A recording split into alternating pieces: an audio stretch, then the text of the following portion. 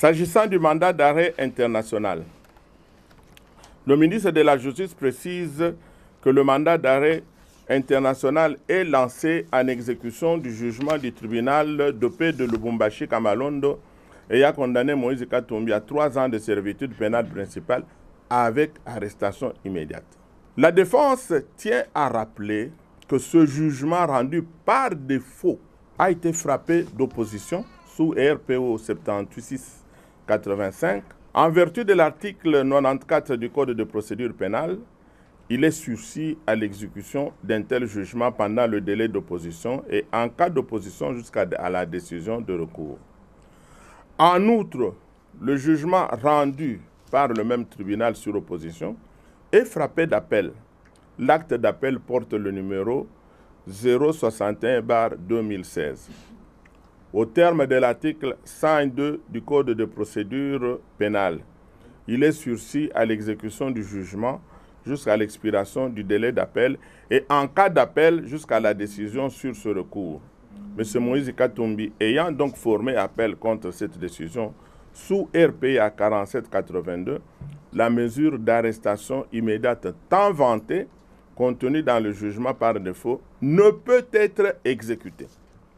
Du reste, le procureur général de la République de l'époque, par sa note circulaire numéro 003-008 du 5 décembre 2005, relative à l'exécution de la mesure d'arrestation immédiate, explicite les mêmes idées et explique pourquoi on ne peut pas procéder à une arrestation immédiate lorsqu'il y a une opposition. L'opinion se souviendra des déclarations de Mme Chantal Ramazani, président du tribunal qui a rendu la décision, qui fait état de pression et de menaces de mort qu'elle avait subies pour la contrainte de condamner M. Moïse Katumbi. Par ailleurs, M. Moïse Katumbi n'a jamais cherché à se soustraire à la justice de son pays, lui qui, en date des 3 et 4 août 2018, s'est vu refuser l'entrée en République démocratique par la Direction générale des migrations au poste frontière de Kasumbalesa en province du Haut-Katanga. Le sudit refus est matérialisé par l'instruction du directeur général de la DGM, numéro C8-DG-CAB-1983-018 du 4 août 2018, adressé à tous les directeurs provinciaux de la DGM. Et on peut lire « Ne pas accorder à M. Moïse Katumbi Chapwe, sous mandat d'arrêt et à ses dépendances, les facilités d'accès sur le territoire national. » S'agissant de la nationalité italienne de Moïse Katumbi Chapwe, dans la requête aux fins de fixation d'audience que nous avons ici, numéro 1662-RMP-V-041 du 26 mars 2018, envoyé au premier président de la Cour suprême de justice dans l'affaire l'opposant Moïse Katumbi, le procureur général de la République identifie ce dernier comme Congolais né à Lubumbashi.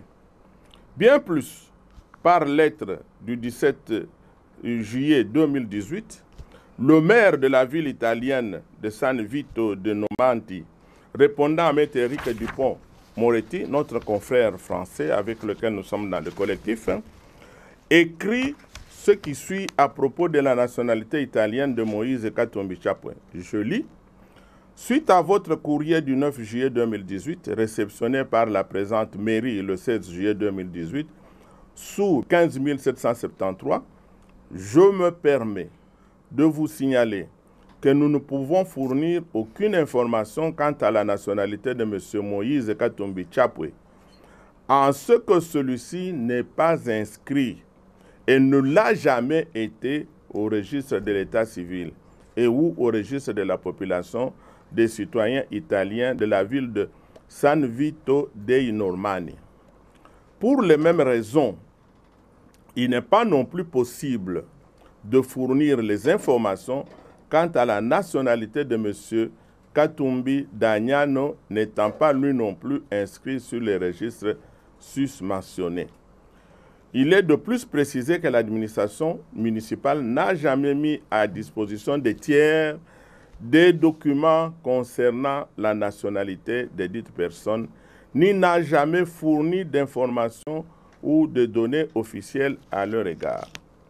Les informations diffusées par voie de presse à propos de M. Moïse Katumbi Danyano et de la ville doivent être considérées comme fondées sur des constructions médiatiques dénuées de tout caractère officiel pour lesquelles la ville ne peut que prendre des distances eu égard à son rôle institutionnel. Signé le maire qui s'appelle Domenico Conte. S'agissant de la protection de M. Moïse Katumbi et de la délivrance d'un passeport biométrique par la République démocratique du Congo. Répondant à la communication présentée par M. Moïse Katumbi Chapwe en date du 2 juin 2017, le Comité des droits de l'homme des Nations Unies avait pris des mesures provisoires enjoignant la République démocratique du Congo de prendre des mesures de protection en faveur de M. Moïse Katumbi Chapwe pour lui permettre de déposer sa candidature à l'élection présidentielle.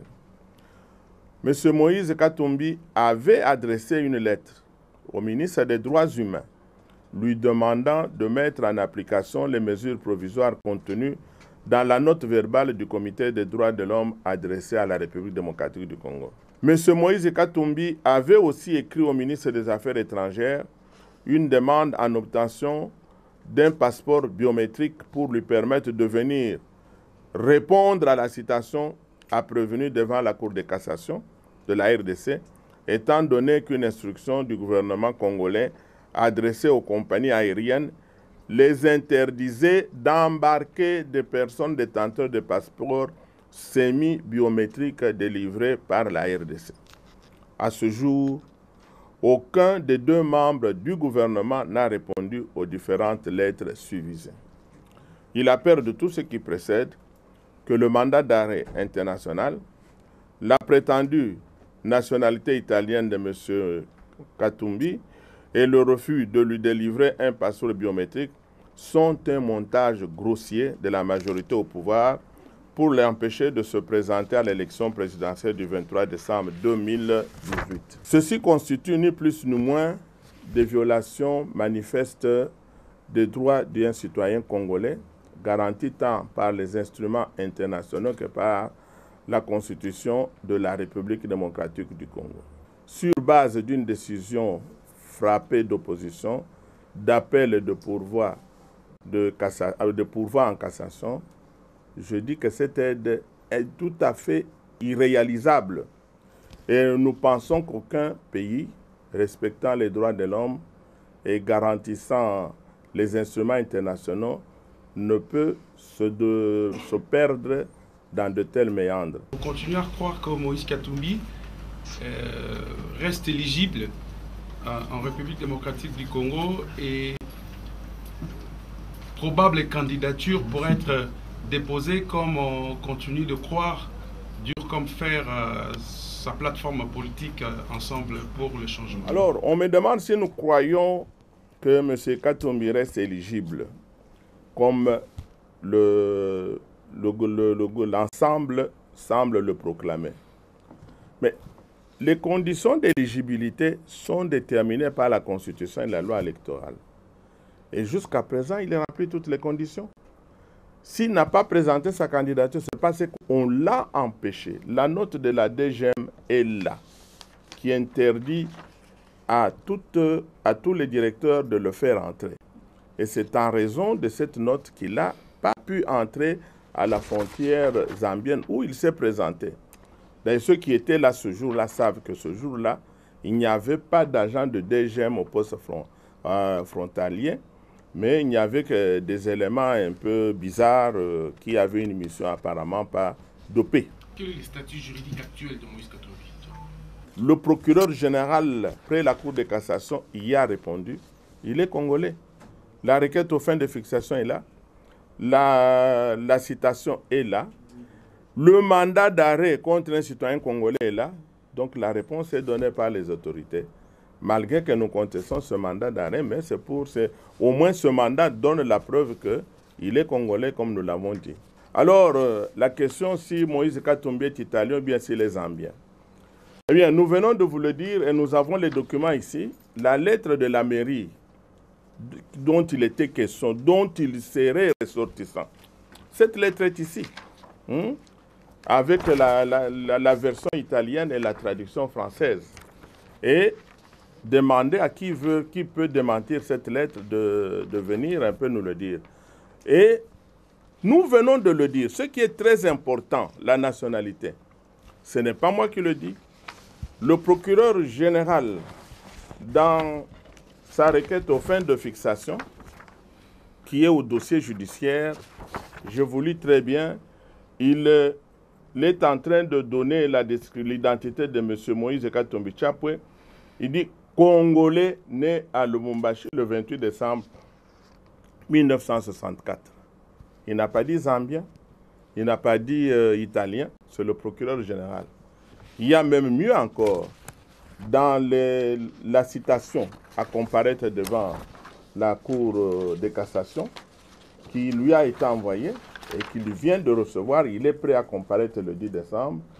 M. Moïse Katumbi Chapwe, Congolais né à Lubumbashi le 28 décembre. Donc je vous réponds avec les documents officiels. Donc la réponse sur le problème de la nationalité, je crois que ce débat est clos, car le ministère public, le procureur général qui est censé donc le poursuit comme Congolais. Vous avez saisi le Conseil d'État. Pensez-vous que la procédure sera dans le délai ou la réponse risque d'intervenir après que les élections aient eu lieu? Est-ce que vous pensez que la procédure est efficace ou c'est juste une procédure formaliste? Nous avons saisi le Conseil d'État. Nous avons introduit deux requêtes pour demander d'abord au Conseil d'État de enjoindre la DGM de supprimer l'instruction qui vous sera distribuée.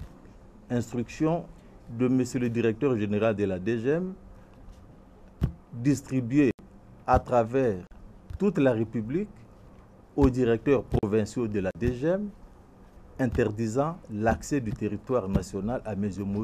Moïse Katumbi.